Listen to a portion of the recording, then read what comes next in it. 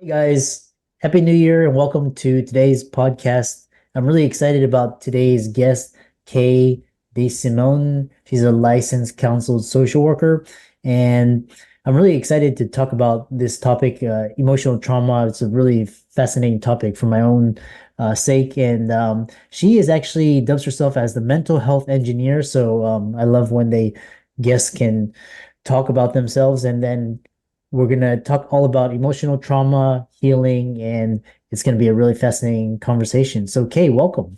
Thank you so much for having me. It's such a great opportunity to get the time to talk, discuss, learn, and teach and learn from each other. So, as you said, I am a clinical psychotherapist, and my specialties are the treatment of complex trauma and the achievers of high achieving people. So people that work in very high pressure environments, like people that work in medicine, law, tech, and finance primarily. I also work a lot with top-notch universities in educational settings in order to support not only the students, but also their families, since the stressors of high achievers, people that are pursuing really big lives, are very, very different from people that are more, following the same road as others. So thank you for having me. Yeah, it's quite interesting because I've recently I finished the Body Keeps the Score last year, and then which was really interesting. And then there's a new book called with Dr. Nicole LaPera, How to Do the Work, and it's really this holistic theory of trauma and holistic healing and how it integrates with our nervous system and gut health and all these. What I really is am very interested in is this talk about trauma from just marginalized communities, BIPOC. I'm part of that community as well. I've experienced racism and, kind of talk about healing and trauma from that standpoint. Fantastic. So in the work that I do, one of the wonderful things is to see nowadays with the generation now, that there is this very big interest on getting resources and speaking about things. So not keeping everything inside our house like we were taught. We don't talk about our stuff outside. Everything we keep it inside. If there is an issue, we just continue to work harder and look down and hope for the aggressor or the perpetrator to like lose interest in us and go find another victim, right? So a lot of us were raised on that mentality in our households. So to see the shift from this is something we have to address. This is something that we can heal from, even if it happened in the past. And this is something that we can resource for towards the future, right? Life changes, many different things happen. We all have our ups and downs, and we can do the healing for the things that happened in the past, but also at the same time, resource ourselves for the future so that we can upgrade the skills that we need to have lives that are more protected from trauma, and that you have that bounce back when things are happening so that you can position yourself for the resources, ask for help, and also hold people accountable. In particular for people of diverse backgrounds, this is a double-edged sword, right? We are trying to learn the new ways of this country because many of our parents were not born or raised here. So we are like the ambassadors. We have to, portray the family in a particular light. We have to achieve all these things very much in a very aligned way. There are certain expectations, certain careers that are the careers that are accepted. So we are trying to figure out what comes next, while we also carrying the burden of our families of origin, the things that happen to them in their countries of origin, right? Many of us, I am of Dominican descent. In the Dominican Republic experienced a dictator, one of the worst dictators that they've had in the world. And he ruled the country with an iron fist for 30 plus years, right? So a country that is raised by a dictator is usually very compliant, very by the line, very traumatized, have seen a lot of different things, keeps a lot of things inside. And we are carrying that from our parents, but we're also the new realities of living in this country and trying to find our way without having to betray the things that we want, our culture, and the desires of our heart. Well, very beautifully said. Um, and then the other question is, so one thing I kind of played around with this ACEs score, and I scored like a 4. But one thing that was really interesting is this ACEs score. They say it's correlated with either like drug addiction, suicide, going to jail. But then a lot of like my classmates, my colleagues, they came from BIPOC, marginalized communities, immigrants, and experienced racism, from the whites, and they actually have they're actually extremely successful. So I'm seeing this dichotomy. It's like one person you see like super successful, super perfect, the beautiful house, the beautiful spouse, and fancy cars, everything. And then you have people that just homeless. So explain this dichotomy based on this score. So everything is very based on individual person and what their experience is. So if we describe trauma as an event, situation, or interaction that overwhelms your nervous system. So it overwhelms your nervous system to a degree that affects your level of functioning. And your level of functioning can go from being able to sleep, being able to eat, being able to focus in school, being able to regulate your emotions, control your sense of safety. It could be a number of things. But even when it has to do with a traumatic event or instance, is very, very connected to what was your perception of the event, right? When I was getting trained, I am certified in EMDR, which is eye movement desensitization and reprocessing, which is one of the golden standards for the treatment of trauma. Our trainer, she was actually trained by Shapiro, from the original cohort of people that trained by EMDR, which is outstanding. And she explained to us that, let's say there is a bunch of children that are in a school bus, and an accident happens and the bus falls down a cliff, which was an actual real story that she was sharing with us. And the bus fell on top of like this rock, so it didn't go into the river. So the kids were physically safe, most of them, but they had to rescue me and all that stuff. When they did the screening in the children, only roughly 20% of the children that were inside the bus stayed and remained traumatized by the event, which they developed PTSD symptoms, dysregulation, crying, nightmares, all of that. Only 20% of the amount of the children, but it had to do with several things. One of the things was, what did you see as the bus was falling? It depends where you were sitting, who was next to you, who did you feel responsible for inside the bus, right? Also, did you see blood? Did you see other people getting hurt? The screams? What did you smell? All of those things get embedded into your physical body and your memory. But it also had to do with what you just mentioned, your ACEs score. So people that have a higher ACEs score, which I'll explain in a second, have a higher propensity of developing PTSD and severe chronic mental illness.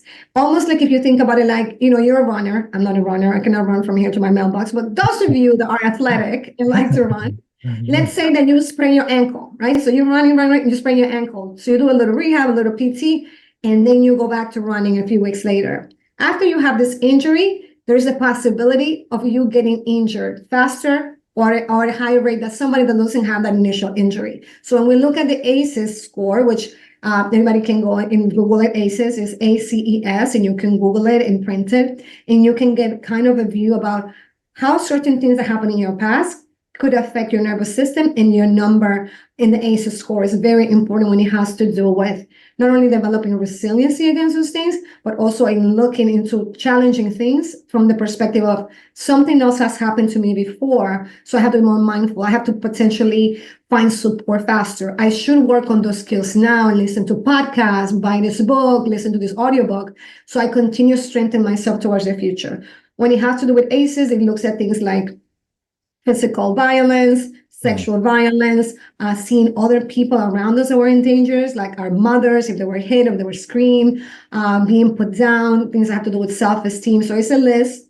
It's an abbreviated list, but it gives you a good perspective. When you say, for example, there are certain people that within the same circumstances have built very different lives when it has to do with the financial aspect or potentially with their way that they see the world and how they manage the stressors, the aggressions.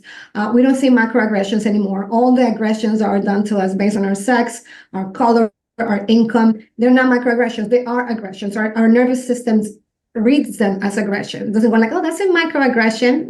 It hurts you in different levels, but it still hurts you. So it has to do with several things. We said only 20% of the people develop PTSD in these high chronic conditions after an event, right? Other people, their brain chemistry, their temperament allows them to live the event, survive the event, and release the event as part of a memory of something that happened before. Certain people, because of their presentation and temperament and maybe their ACEs score, continue to relive this event over and over again in small and big ways as they go throughout their day.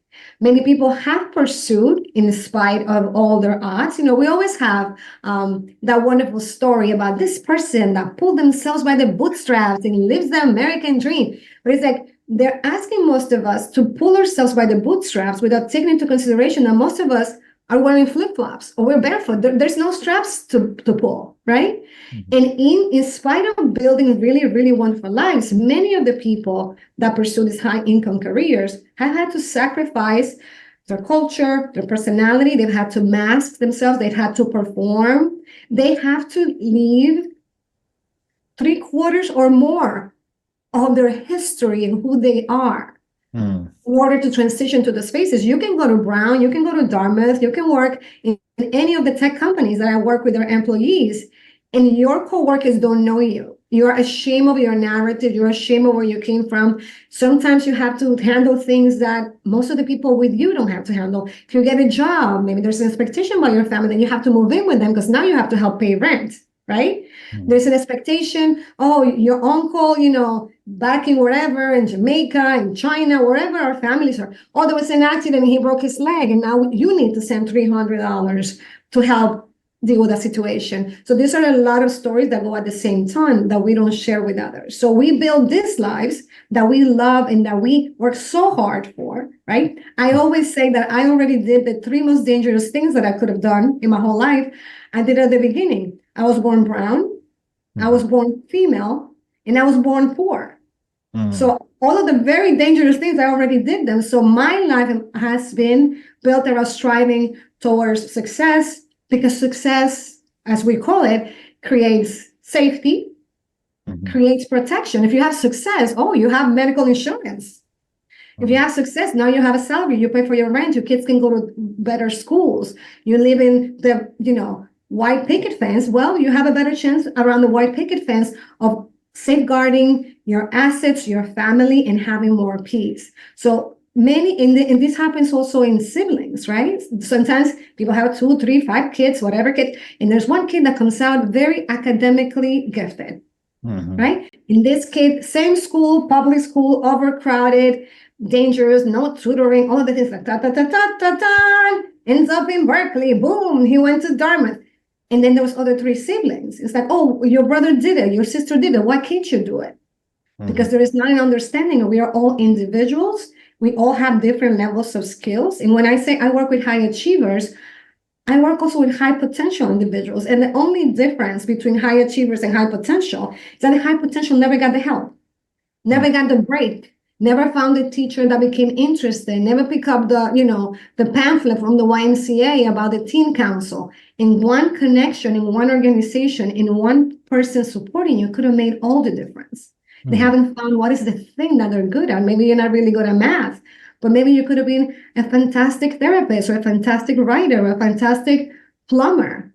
But because we were so stuck on certain things, we sometimes don't find the gifts that are there and the talents that we have inside of us. Yeah, so well said. And it's like I've always, wondered because I've talked to one lady. She was a centimillionaire, and her MO was because her husband left her, and she never ever wanted to feel that sense of loss of control. So she tried to compensate for it by being extremely wealthy, and then have another family friend. She parents friend came from Cambodia. They had a donut shop, and then she goes to Stanford, and there's this tension because she's got to break free to be able to blossom, because just their way of thinking and doing things isn't gonna cut it for her anymore. So There is a lot of guilt. yeah. Right. There is a lot of guilt about the people that we leave behind when you change to a different school, a different neighborhood, when potentially you go to a school and all of your friends are going to stay in state, or they have to go to city college, or they have to go to community college. And then when you come back, that space of you don't belong. Oh, no, you went to the school and now you talk white. Oh, you went to school and now you wear Sperry's. Like, I didn't know what Sperry's were. I had to Google it. It's like, oh, my kids come back from this prep schools and they want Sperry's. And I'm just like, what are Sperry's? You have to Google it, right? And that's social capital and that understanding, being in places of great privilege, like primarily white institutions, Mhm. There are many instances where you feel other. There are many instances where even the people in those schools will make sure, your professors too. Let's not leave the professors that give the bad advice and tell you, oh, you should drop out. Engineering, maybe it's not for you. Or like, are you sure you don't want to be a nurse? And you're out there, hustling, trying to become a doctor, right? Yeah. So when you are in that space, when you come home, you don't belong home either. You get used to having your own dorm, having meals that are warm, having friends. You go to Chipotle sometimes when you're feeling fancy, right? Now you're home and you have this whole experience of not being that person, but also not being able to mesh. When you take a minute to get married, in many of our cultures, a lot of people get married 22, 23, 24, and there you are, 14, 15 years in medical school, and everybody's like, oh my God, Christopher, ándale, ándale, like, what are we waiting for, right? And you're like, I went for this residency, this fellowship is coming. So even creating a narrative for ourselves that explains to our people that it's not that we have changed, it's not that we have left, it's that we're pursuing other things, because those are the things that we came here to begin with. Yeah. We didn't come here to struggle forever and be sad. We would have stayed home. I have 90-degree weather. There is merengue. Like, we came here in order to bring our gifts and share our talents and find the things that we're good at so that we can create value for ourselves, our family, and society. But it is something that is very specific to us. Also, the fact that when you're the person of color, very, very often my clients, and like I said, they work in finance, tech, medicine, and law, especially in finance and tech, as soon as you go into one of these environments, you're a person of color, they want to draft you. It's like NFL draft number 1 and 2. Come and do this DEI work and mentor this one and the other. And that is lovely. And we feel this responsibility to help because somebody helped us, right? But what happens is that now they're sending you to this panel, to this other panel, and to that school to go talk to these kids. And then now you have to mentor these 3 people that came. You're doing all this DEI work, doing Black Month and Hispanic Month and Filipino Month, all of the months. When your deliverables come, when you have to deliver for your promotion, where was Kay? Kay was outside doing talks and helping people and touching babies. So when Kay comes for her promotion, her boss says, no, you're wonderful. And you're like the glue of the department, wah, wah, wah. But you have to stay in level 4 because your deliverables, what you were paid to do, took a side seat to this thing that you're trying to do for everybody to appease yourself with a system. Yeah. So one of the things that I work really strongly with my clients is, one, creating a narrative for yourself, the things you want, the dream that you have that was whispered to you specifically. You could have been in a room full of people, your 14 cousins, your 5 aunts, your mom, your dad was there. And if you're spiritual, I'm a spiritual, I'm a God's girl. God whispered that dream to me. Nobody else in that room heard it. There are one in the family or 2 that have this drive and they want this thing and they want the other and they are fast and they want to connect and they try to be likable and they learn skills that are way beyond their years. That was a whisper that was said in their ear and they're pursuing that dream. But it doesn't mean that it creates a lot of friction amongst families. They're always comparing you. Oh, why can't you be like, look at Christopher. Christopher is a doctor. Why couldn't you be a doctor? Blah, blah, blah, blah, blah. Now there is a friction and there's a rupture between you and your cousin or your aunt because your parents are trying to motivate them. But this is like developing country motivation, which is different, which they will peg us one against the other and like Hunger Games kind of stuff. That doesn't work here anymore, right? So it's that struggle of, do I want kids? Do I not want kids? Do I want to go here? Why are you traveling by yourself? That's so dangerous, right? Girls want to go to Bali. That's why I went to college, so I can do these things, right? And for you to sit in a brunch on Sundays knowing that you are eating a $19 avocado toast when 90% of your family lives in poverty, that takes a toll on your heart. You being able to structure for yourself, when can I help? When is appropriate? When people ask you for things, they say, you have it. I know you have it because you do this and you drive that car and you went on this trip. You have it. In creating that structure where you want to give and share, but you also have to invest in yourself and give yourself the rewards of the life that is so hard to build and then you're building every day, Yeah. right? Yeah. It's interesting because I see like again I see like parents like immigrant parents and then they push their kids into like law, medicine, tech, and then their kids actually become successful and then the parents resent them for it and it's like, well, you I'm living this life that you wanted me to live and now you're punishing me for it and then all of a sudden it's like all their peers that they grew up with, they're like, oh, you think you're better than us now? You're like, it's like you Yeah. can't win, right? We cannot win. We cannot win, right? And because these conversations are not had, like there's not a lot of awareness. One of the things that I work on my research is on the immigrational trauma, right? So, for example, I'm Dominican, so we have the Dominicans from the island, which I was a Dominican from the island because I was born and raised there. I went to my undergrad there. I fully speak, Spanish, all the things. But then I came here when I was 25.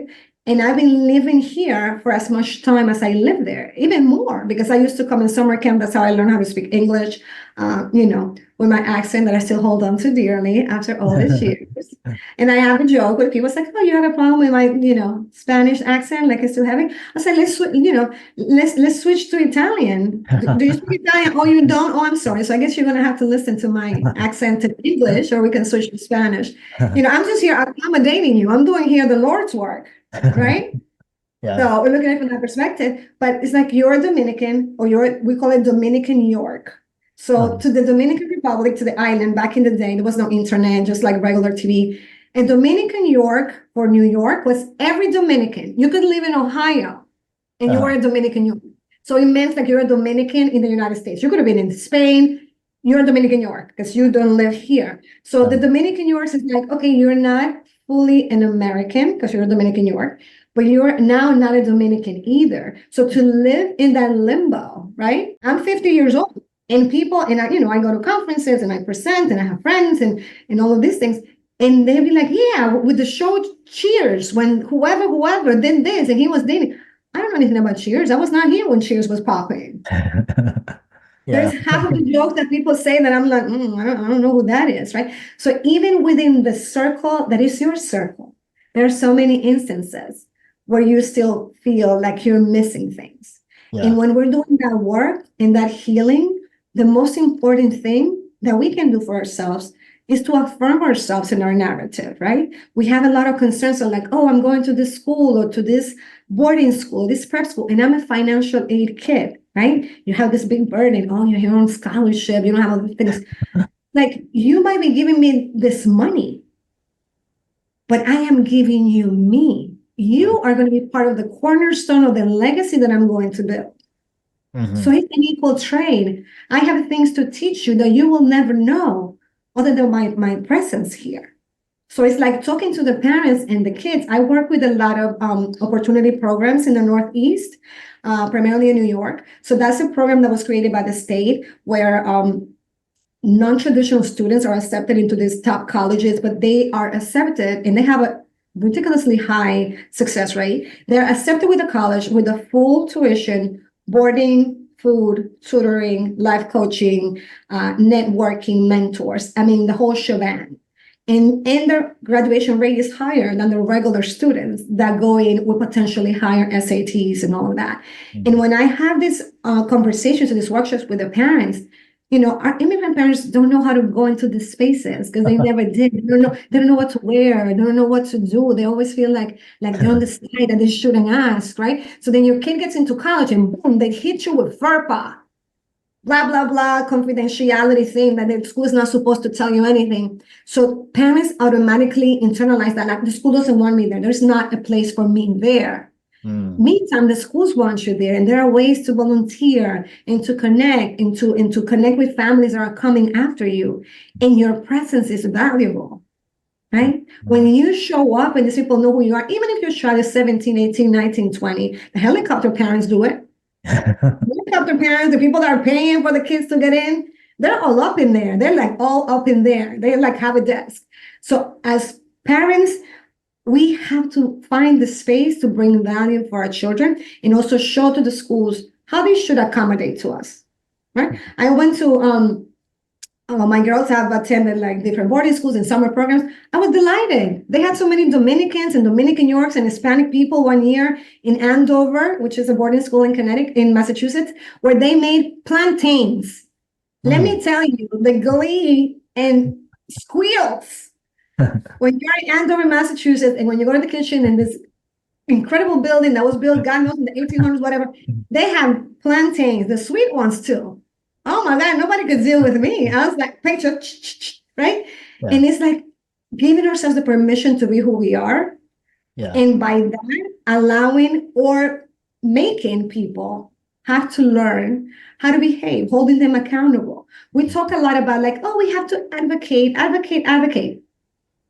No, I don't teach my clients in my workshops, nobody's advocating. When you're advocating, it's because the deal was done and now you're begging.